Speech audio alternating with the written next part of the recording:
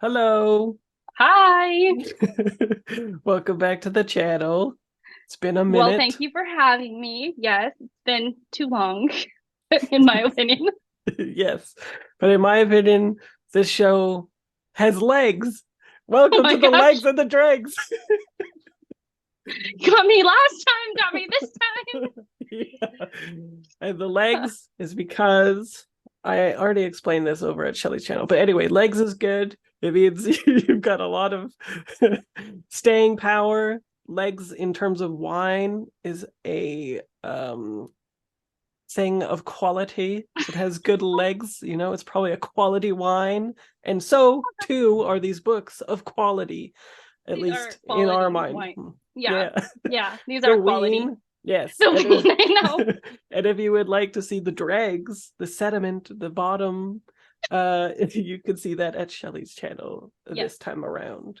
Even though we both don't even drink wine, then that's neither True. here nor there. So True, but you can only hear your parents so many times over dinner being like, look at the legs on this thing before it gets ingrained in your brain, I guess. I don't I know. know. I guess yeah, my parents drink a decent amount of wine too, and so Oh, we're they do like, that too? Look at the legs. um, Oh my God. no, but they're more like, let it breathe. I'm like, let what breathe? Yes, we must decant the wine. I know, and I'm just like, what? Just go in, okay? Like Yeah. it all tastes the same. So, Yeah. Yeah. Okay, hmm. okay. So you Okay, start this time. I started okay. on the Do we start the book we thought about the most? No. yes. I Yes. believe that's Okay. true. Okay. The book I thought about the most also took me the longest to read this month, and we did it together. And I thought a lot about it. It Oh. was Emmet, Son of the Century by Antonio Scarlatti. Yep. Mm-hmm. Yeah. And this is Nonfiction.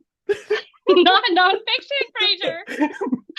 How far into it before you realized it was not nonfiction? Hey, everybody shelved it on Goodreads as nonfiction. I was like, this is Why do you trust wild. Goodreads? Seriously, seriously. Okay. This is a historical fiction account of Mussolini's years from 1919 to 1924.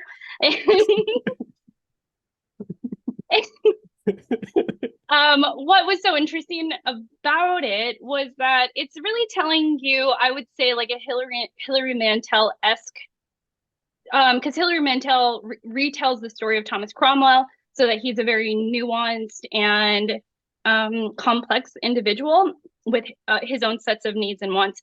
And I think that this is very much done in that way, but not in the same voice. Like he's doing the same thing, but his writing is completely different. It's a political drama, I would say. It's all about the politics, and it was fascinating. It was fascinating. The hardest part, and I've talked to a couple of people about this beyond you and George even, but the names are just keeping the cast of characters straight in your mind is like a feat. It's just a feat, especially if you're like me and you have like no idea, no idea about Italy in between 1919 and 1924. So yeah, but it was incredible. It's a huge thing. It's an incredible read. It's incredible. I loved it. Like one of the best books of the year for sure. So yeah. If you couldn't tell, I really loved it. Okay. Yeah. Well, keep holding it up because that's my choice too. Nuh-uh. Yeah, Really? yeah, Oh, okay, yeah. okay. I Tell me what loved did it. you Yeah. Yeah, What did you love about it? so I listened to it entirely on audio, and I thought the narrator was quite good. I loved how unambiguously tongue-in-cheek it was. Like there's no Yes. space for you thinking like these people might be good in some ways. Like No. he points out their hypocrisy, he pokes fun at them all the time. It's still very nuanced though, like it's not completely one-sided. It's not like a takedown because they take themselves down with their own actions.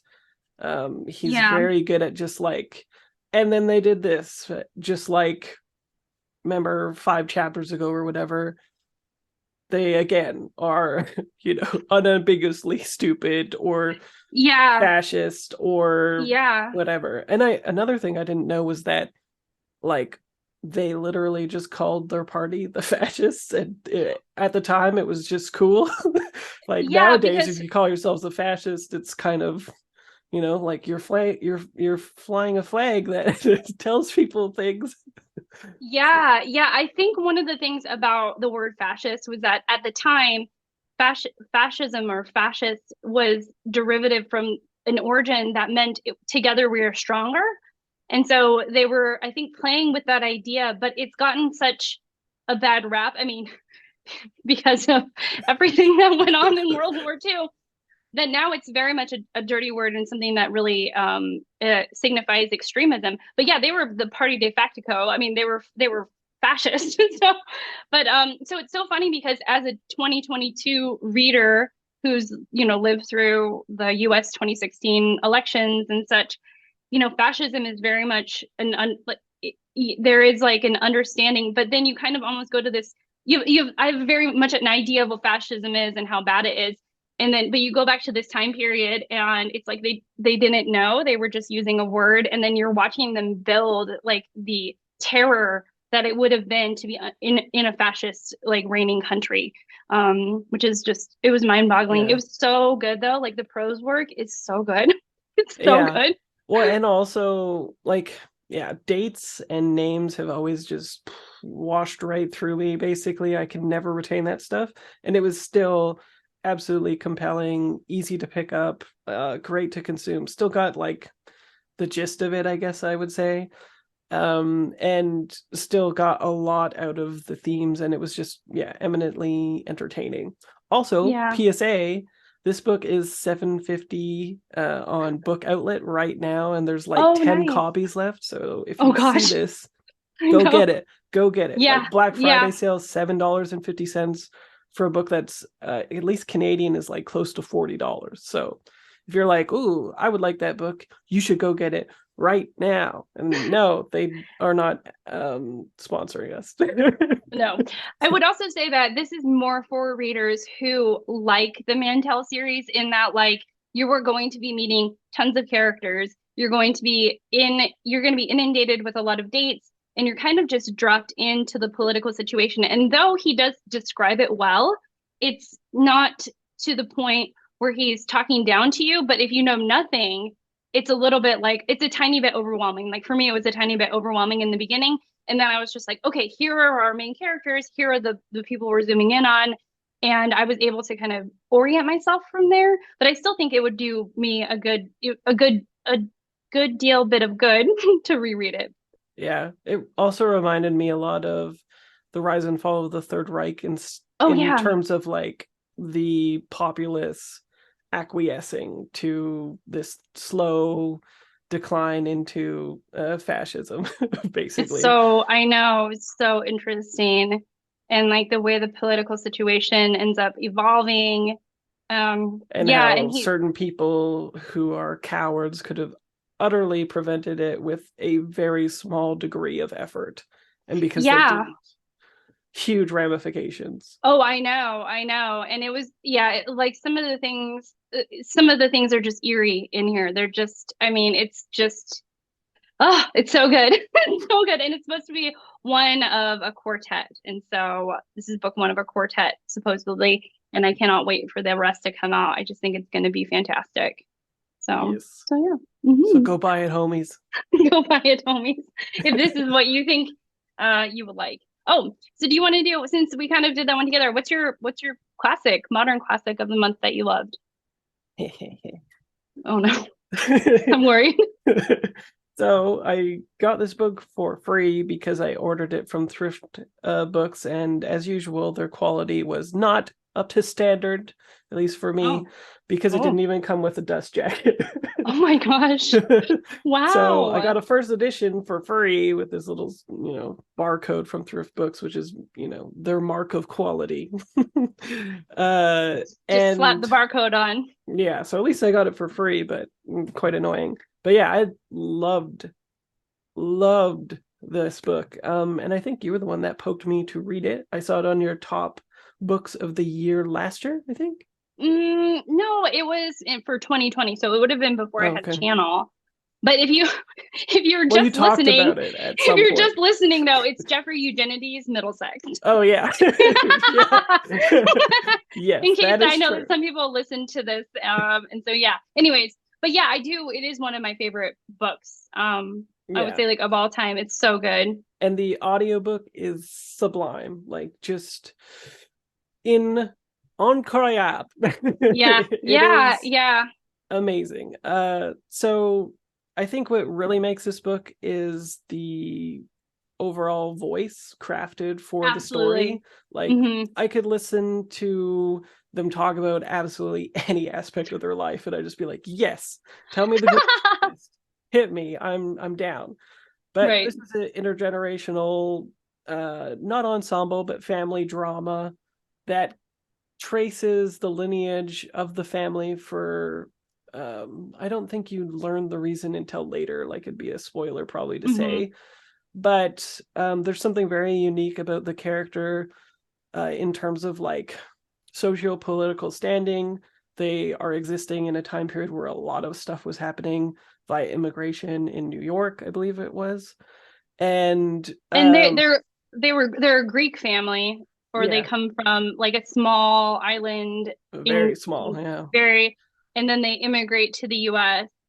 And anyways, go ahead. I'm like, And then it's three generations back, I hmm. believe, Hmm. tracing up to the current point. And it's just absolutely completely riveting. Like it's one of those things where what the author finds interesting is completely simpatico with me. Like absolutely everything Right. mentioned about it, even like the customs and stuff like that in the village, all the way up to what has survived in the future. There's like a chronicling of the rioting that is just completely That's riveting right. as well. Yeah, just I was In Detroit, never. yeah. I think it. I think it was one of those books that like it took me 2 days to read it because as soon as I started, I was like, I don't think I can stop listening to this slash reading it and picking it up. And now I'm even more annoyed I don't have the dust jacket because I would Yeah, love to have it on my shelf, displayed or something like that. right.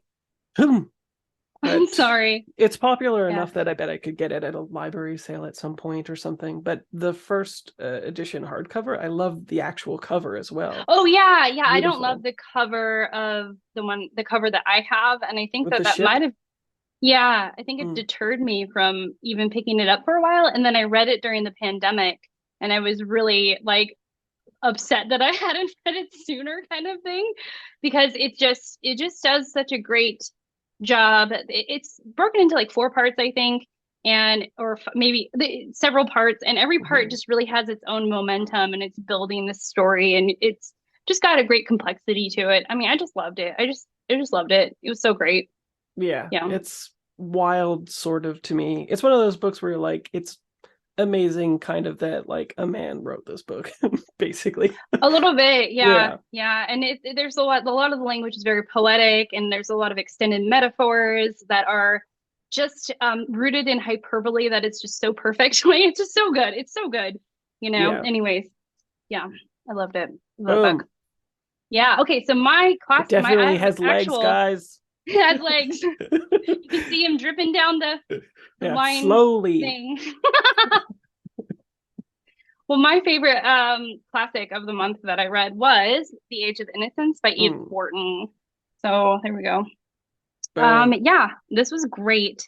This is basically following again sort of like the Edith Wharton thing, which is the high society in the early 1900s in New York. And this is the story of, I don't know. I'm like, what is this the story of? I've not talked about it like on my channel or anything. I Huh? love this because it was really about a woman's place in society, but from the perspective, we're following a man. And so he's kind of questioning a woman's place in society through his observations. And it's interesting too, because he has a lot of power because he is a man. And it's fascinating to see him make the choices that he makes. I don't know. It's just a fantastic read. It's like, I I don't th- know. It's so good. I think that's the one where like the even like maybe the final sentence or the final paragraph is like sublime. Like it's actually known as one of the best endings ever, I think, is what it's known for. Um, oh yeah. Yeah. Yeah. I mean, the ending was great too. It was so good. And it's interesting because I think, oh, in a lot of ways, she's talking about men and women in society, especially in high society, and about power and power dynamics. But in a lot of ways, she's talking about the changing times. So Archer Newland, who is the main character in this, he seems very progressive at the time. And then in the later books, you find out that it's almost like he's not as progressive as you would have thought, or like progression. It's like almost, she almost says something about like being progressive only is of that moment, and something that might seem progressive now might not seem progressive later. And I thought that was really interesting. It was just like the whole thing was just sung. It was so incredible. Like I already like I want to reread it already. So, so good. Yeah, that blew me away when I read it. I think it might be the only Wharton that I've read, but I was definitely like, I'm gonna read more from her when I finished it. I have A Custom in the Country and I that I haven't read, and then Ethan Frome, which I haven't read, and then I also have The House of Mirth, which is also really good, really, really good. However, I like the main underlying themes in this better. But I think that The House of Mirth structurally and character and prose work is better. But I just liked what it was doing. I liked what the Age of Innocence was doing more. I guess you don't need all that nuance, but yeah, there you go. So Sure, yeah. sure. All right. So favorite. You probably know what it is, but da-na-na-na-na-na-da. The Yeah, Magicians. I have it with me. There's really no I have it. contest. This is like the Wait, this is the wrong one. Here yeah. you go. This is like the fourth time I've read it or something. Like it's an Yeah. absolute all-time favorite. And I always tell people that if they don't like it, that makes sense because Yeah. it's absolutely subverting every expectation that the reader might have coming into it, as well as what it seems to be telegraphing. The themes deny catharsis. You are definitely not supposed to like the main character Quentin. It's from 17 to 21. He's a big douche, and that's part of the theme of this as well. The first You're half following is her like around like a a jerk this whole time. critique. Yeah. And it's like the first half is a critique of sort of portal fantasy to magic school stuff. And then the second half is a critique of like Narnia portal fantasy actually going to a completely different fantasy land thing. And so you're not really getting a nice bite out of either apple, and you're not, yeah, like it's all about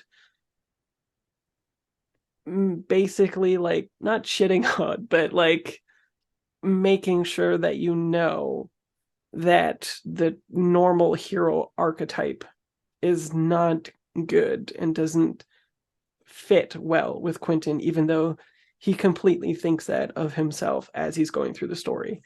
I also, Oh, go ahead. it's very literary compared to the first, or compared to the next books as well, which I really like.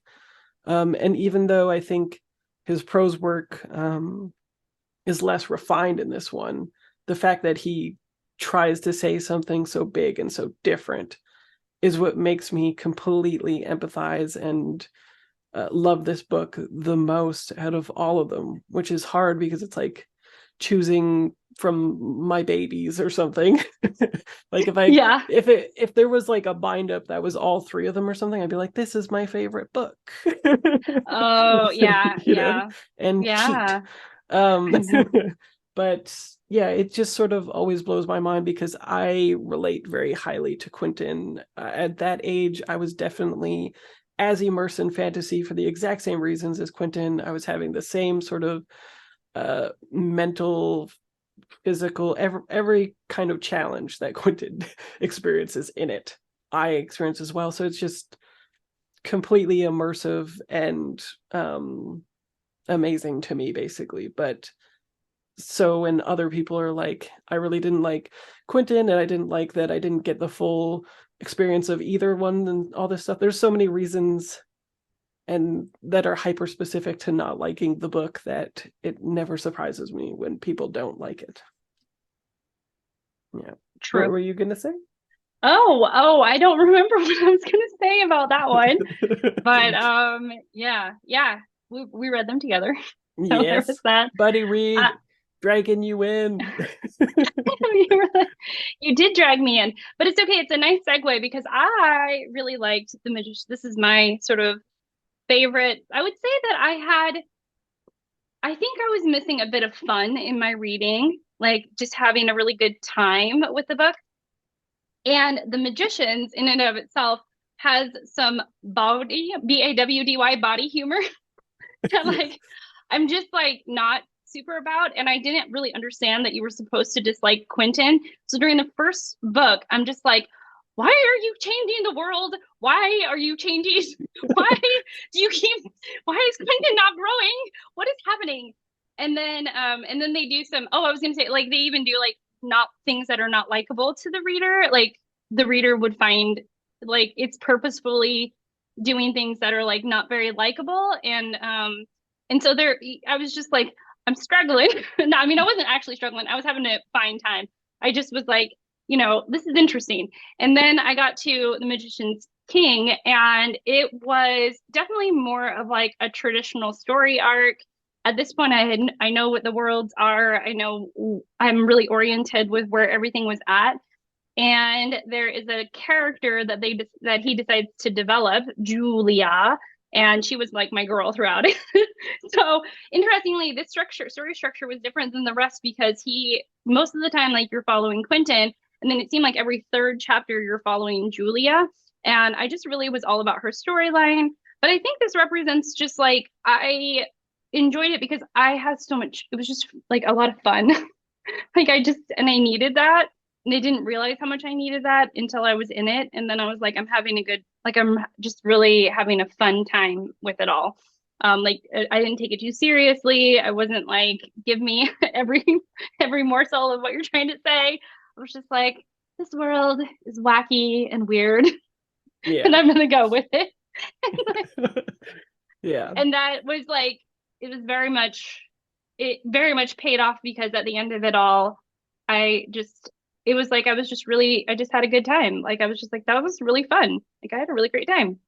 Yeah. It's very like irreverent. Although like I told you before too, I do think that this series feels like Lev Grossman is older than a millennial writing a millennial perspective, whereas the TV show feels like millennials are making the show, the adaptation it's definitely of it. like I think I'm actually one of those people that don't like millennial fiction. And I don't really like reading millennial malaise because it's just like, I don't know, I'm a millennial myself and I'm like, I don't need to be in the mind of people like me.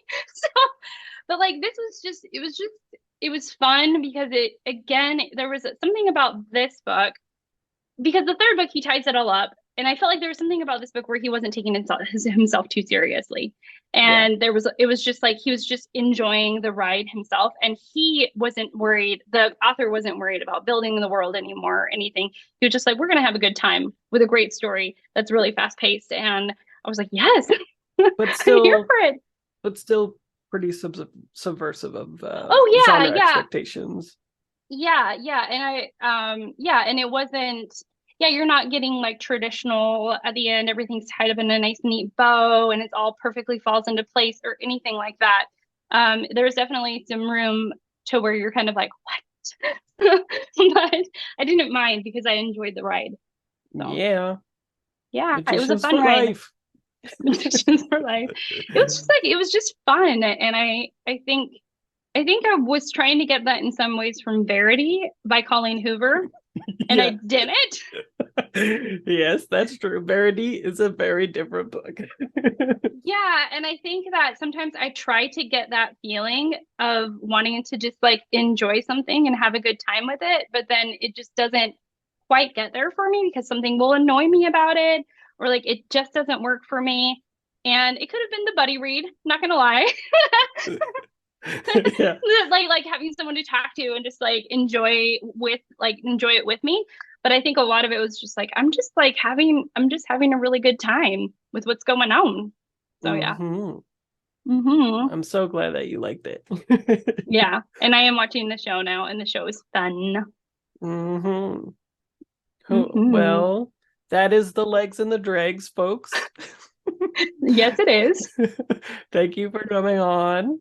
Yeah, thanks for having me. See you next time because this Okay. show has legs. Okay.